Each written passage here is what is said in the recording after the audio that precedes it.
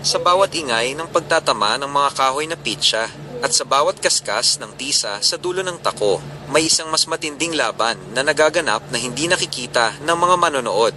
Ito ay ang laban ng manlalaro laban sa kanyang sariling alaala. Gaya ng iyong nabanggit, madalas tayong matalo sa Wooden Pinoy Pitcha Pool hindi dahil sa kakulangan ng talento, kundi dahil sa isang invisible glass, isang harang, na binuo ng ating mga nakaraang kabiguan.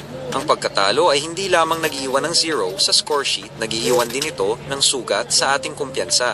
Kapag mabilis tayong nalamangan o na-wash out ng kalaban sa nakaraang laro, ang utak natin ay bumubuo ng isang depensa, ang takot. Ang takot na ito ang nagsisilbing salamin na humaharang sa ating paningin. Nakikita natin ang kalaban na tila higante at ang ating mga sarili na tila walang laban kahit na ang totoo ay pareho lang naman kayong may hawak na tako at pareho lang ang bigat ng mga pizza. Ang sinasabi mong wala ng salamin ay isang paalala na ang bawat bagong laro ay isang tabulara sa isang malinis na papel. Ang realidad ay hindi nakatali sa memorya.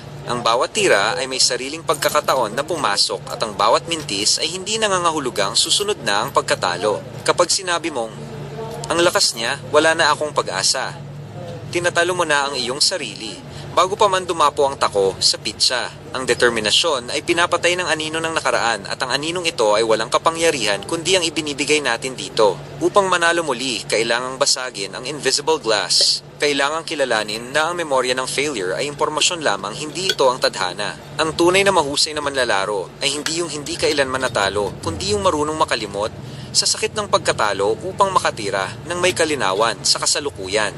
Sa huli, ang pitcha pool ay refleksyon ng buhay.